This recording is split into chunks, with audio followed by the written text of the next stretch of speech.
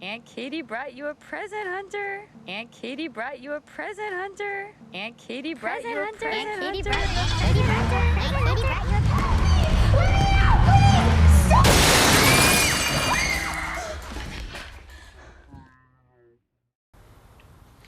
you a Brothers and sisters, we are gathered here today to give praise to the Almighty, the Holy Spirit, the Holy Quadrilogy.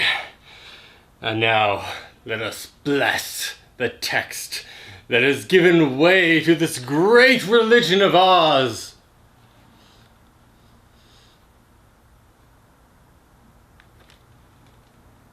Oh, fuck, this isn't a text. It's a fucking copy of Paranormal Activity 4. So, well, compared to last week's watch, this was great.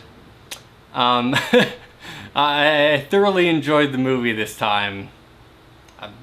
Don't get me wrong, it's never gonna be a good movie, and I'm never really gonna enjoy it the way it wasn't intended to be enjoyed. However, I did come up with some interesting theories that, oh man, I'll get into. This is something else. Oh jeez. Oh man, this movie. Okay, yeah, let's talk about some stuff. Made some notes. First off, let's talk about this.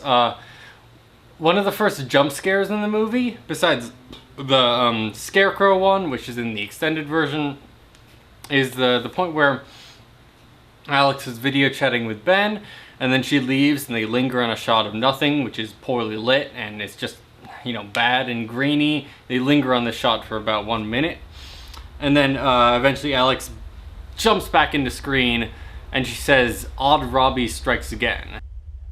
Robbie strikes again. Fuck. As of this moment now, Robbie has not really been odd. He hasn't. This is before the part where she goes down and they see a shadow pass behind him.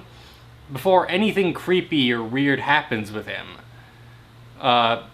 Really, they're being extremely judgmental. I mean, they're just calling Robbie odd because of like the way he dresses. With the socks and the sandals and the keychain and the shirt. So they're calling him odd just based on appearance alone at this point. They off screen they came up with this nickname for Robbie. It's terrible.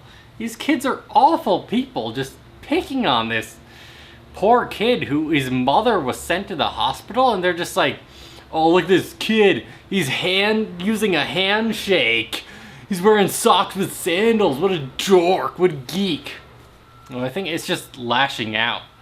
Because Ben and Alex are very popular in school, so they're just picking on the lowest common denominator. And they think that's Robbie. But Robbie has some powerful connections to the spirit world and Katie and all this other shit with ghosts. Yeah, because this is Paranormal Activity. This week I was really starting with a positive attitude. Diamond in the Witch House this week was Doug's burp. When Alex and Ben first set up the cameras, one of the first things we see is Doug just lying on the couch.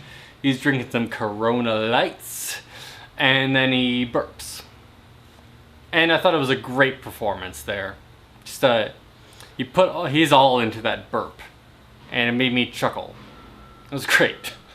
Her name's Alex, and she lives across the street, and she calls her playhouse a treehouse for no reason. So cut all the bullshit and tell me, who are you? Cut it all, tell me, Alex, who are you? Cut it all, tell me, Alex, who are you? Who are you? Who is Alex? Of course, a segment where I determine who the main character of this foreign film, not a foreign film, but this film, who is Alex? Alex is just a girl. There's nothing to her. Nothing special at all. So why am I continuing with this segment?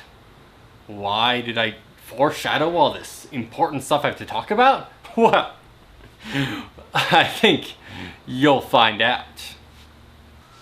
After 17 watches, I've finally figured out the story of Paranormal Activity 4. It's not about ghosts, not about paranormal activity. It's not about Katie, it's not about Hunter, it's not about Alex. It's about Ben and the parents of Alex, Doug and Holly. So you see, you might be wondering, you might be asking yourself, Levin, you're crazy. What are you talking about? But this is the truth. Doug and Holly are undercover agents for the government. Yes, this is not a horror movie. This is a spy thriller disguised as a horror movie.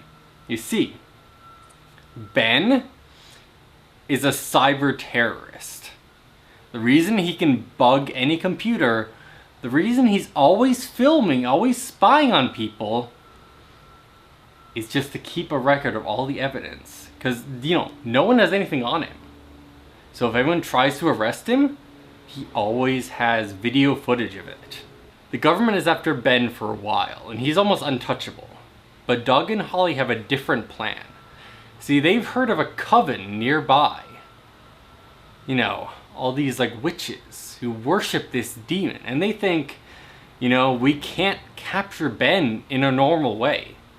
We have to go outside of the law and bring in something supernatural or even paranormal.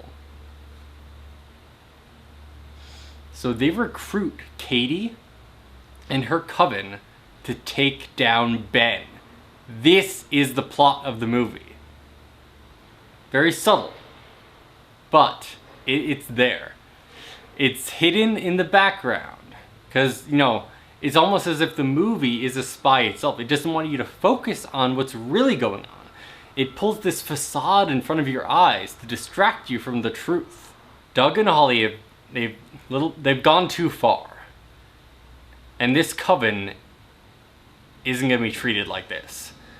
So they start to work to take down Doug and Holly. I mean, off camera, I just, right out of frame, Doug and Holly are always leaving to go on some mission. They're saying they have to return stuff and do all these parenting things, but it's all a lie. So really, off camera, there's this amazing spy thriller going on.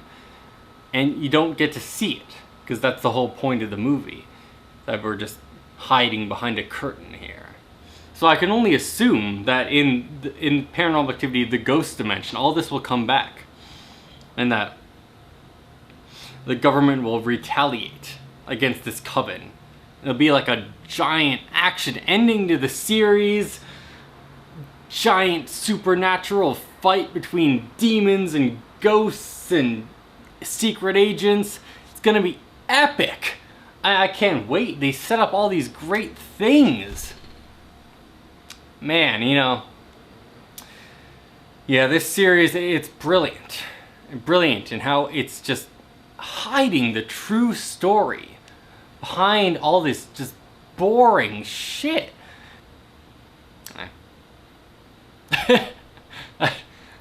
I'm just stalling now. I don't know how to end this. End. Fini. Done.